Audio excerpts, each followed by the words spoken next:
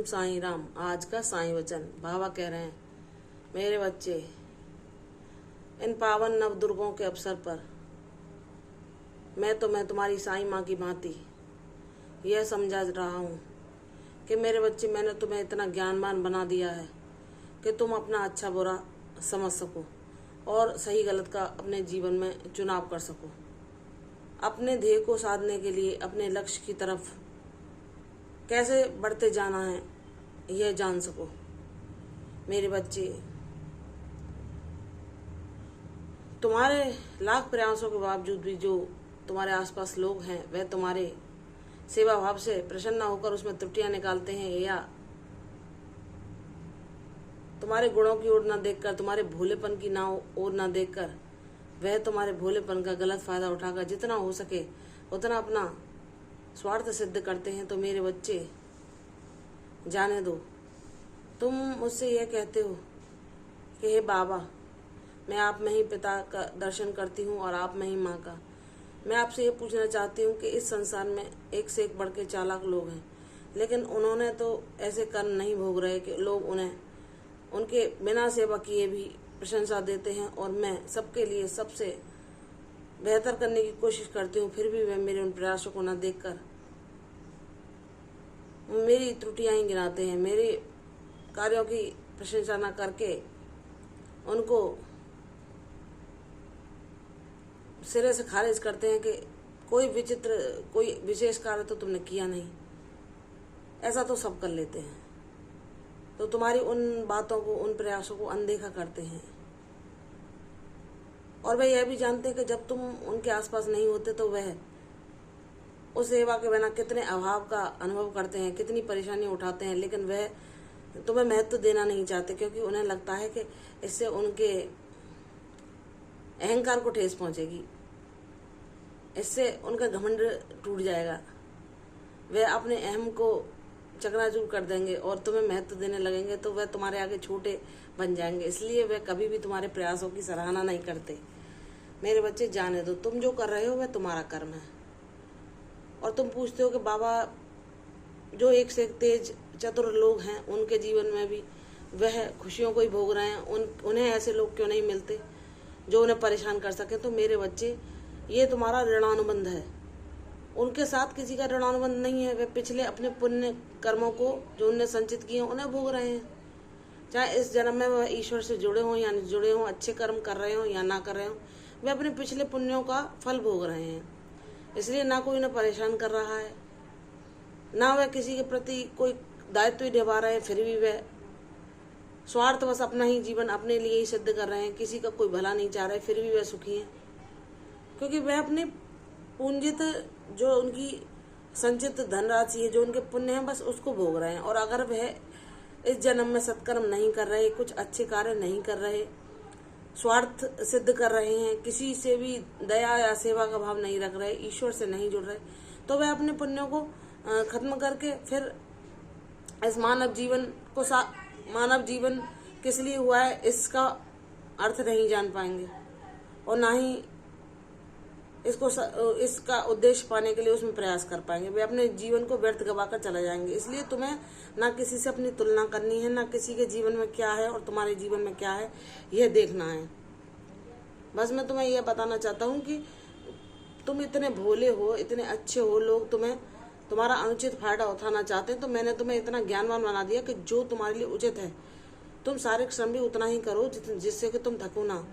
भले ही दूसरा तुमसे ये कहे कि तुम जैसे थे तो सारे कार्यों को स्वयं ही कर लेते थे, वह स्वयं अपनी बड़ाई करते हैं, ऐसा उन्होंने कभी कुछ किया नहीं।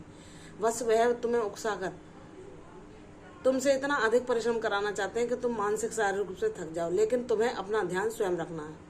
जब तुम सही पथ पर हो, सभी दायित्वों को अच्छे से निभा रहे हो, मेरे दिखाए मार्ग पर चल रहे हो, तो तुम्हें किसी की बातों पर ध्यान नहीं देना कि कौन तुम्हारा अनुचित फायदा उठाना चाहता है। मैंने तुम्हें इतना ज्ञानवान बना दिया है कि तुम अपने शारीरिक श्रम को भी करो, अपने कर्तव्यों भी करो, लेकिन इतना कि अपने शरीर का ध्यान देना भूल जाओ, इतना भी उन चीज़ों को ना करो। भले ही कोई तुम्हारा हित नहीं चाहता तो वह तुम्हें उकसा रहा है कि तुम तो एक सेवक की भांति पूरे दिन ही कार्य करते रहो, लेकिन तुम्हें अपना ध्यान देना है कि ये शरीर भी तुम्हारा एक साधन है। इसे जब तुम कार्य करते हो तो इसे भी विश्राम चाहिए। वह तुम्हारा अहित सोचते हैं, लेकिन बाबा तुम्हें जानते हैं कि मेरे बच्चे के लिए क्या उचित है। तो बाबा तुम्हारी सहायता के लिए भी साधन उपलब्ध करा देते हैं, क्योंकि बाबा तुम्हें प्रेम करते हैं। बाबा चाहते हैं मेरा बच्चा सुखी और स्वस्थ रहे, इसलिए तुम्हें सिर्फ बाबा की बातें सुननी है, अन्य किसी की नहीं। कोई तुम्हें भ्रमित करे, तुम्हारा अहित चाहे, तो बाबा सब देख रहे हैं। बाबा तुम्हें ज्ञान देते हैं कि मेरे बच्चे ठीक है, तुमने बहुत कर लिया, तुम कितना भी कर लोगे, तुम बीमार भी पड़ जाओगे कर करके, तब भी ये तुम्हें कोई बढ़ाई न देंगे। तो तुम्हें सब कुछ एक संतुलित ढंग से करना है। अपने शरीर को कार्यों के साथ विश्राम भी देना है, उसको आराम भी देना है, ताकि वह फिर कार्यों को करने के लिए उसमें ऊर्जा आ सके। दूसरों के बहकावे में नहीं आना, क्योंकि वह तुम्हें एक कार्य सिद्ध करने की यंत्र समझते हैं और कुछ नहीं। वह सोचते हैं कि तुम एक इंसान नहीं हो, उनके अंदर मानवता नहीं है, वह किसी के लिए दया भाव नहीं रखते। लेकिन मेरे बच्चे, मैं जानता हूँ तुम्हारा हित किसमें छुपा है, इसलिए सिर्फ तुम अपने पिता परमेश्वर की बातों पर ध्यान दो और अपने कर्तव्यों को निष्काम भाव से निभाओ। और ये जो तुम्हारे ऋणानुबंध हैं, जब तुम्हें न भोग के इनको समाप्त करने वाले हो, तो इनके जो भी लोग तुम्हें परेशान करते हैं या तुम्हारा अहित चाहते हैं या तुम्हारे प्रयासों को ना सराह के उल्टा तुम्हें दुख प्रदान करते हैं, तो जाने दो। तुम उनके प्रति कोई भी भाव अपने मन में मत पालना, क्योंकि यह भाव ही हमें ऋणानुबंध में फिर से फंसा देता है। तुम्हें तो अपने भोगों को भोग कर समाप्त करके आगे बढ़ना है। तुम्हें तो ईश्वरीय मार्ग पर, भक्ति के मार्ग पर, आध्यात्म के मार्ग पर बहुत आगे जाना है, दूसरों के लिए उदाहरण बनना है। इसलिए मेरे बच्चे, तुम्हें किसी कर्म फल में नहीं बंधना।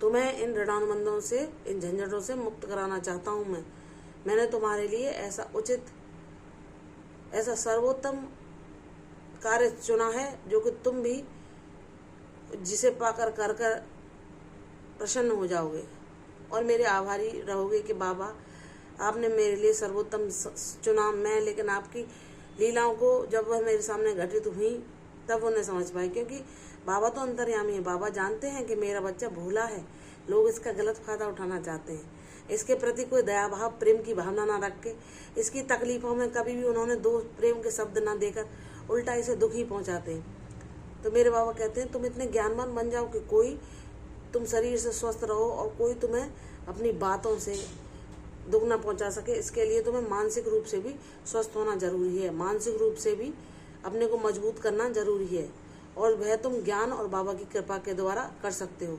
इसलिए मेरे बच्चे, अपने मन को भी मजबूत बनाओ, अपने तन को भी मजबूत बनाओ, ताकि तुम हर परिस्थिति में अपने बाबा की ऊर्जा को ग्रहण कर सको। मेरे बच्चे, मैं तुम्हारा हित चाहता हूँ और सदैव चाहता रहूँगा। मैं तुम्हें उंगली पकड़ के चला रहा हूँ और सदैव तुम्हारे साथ रहूँगा। दुनिया भले ही तुम्हें स्वार्थवश अपने कार्यों के लिए तुम्हें महत्व दे, लेकिन मेरे तुम प्रिय बच्चे हो। मैं जानता हूँ तुम निष्पाप हो, तुम एक पवित्र ऊर्जा वाले मेरे भोले से बच्चे हो, जो सबका हित चाहता है। वह यह भी नहीं समझता कि दूसरा आदमी उससे कितनी चतुराई से अपने काम निकलवा रहा है। तो मेरे बच्चे, मैं तुम्हें इतना बोला भी नहीं बनाए रखना चाहता कि तुम अपना अच्छा बुरा ना समझ सको।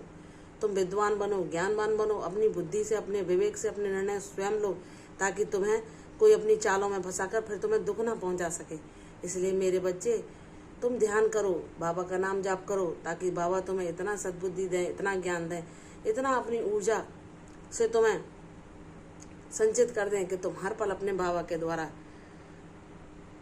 हर परिस्थिति पर विजय प्राप्त कर सको और उनकी शांति को पा सको, और इन बेकार के झंझटों में, माया मोह में, इन सांसारिक चीज़ों में न पढ़कर अपने लक्ष्य को साधने की ओर अपना ध्यान पूरी तरह से केंद्रित रखो। मेरे बच्चे, तुम्हारी विजय होगी।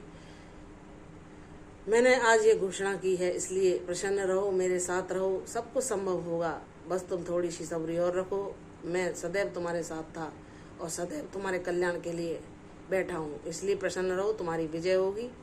दीर्घायु भव। कल फिर आऊंगी साईं वचन के साथ, तब तक के लिए ओम साईं राम।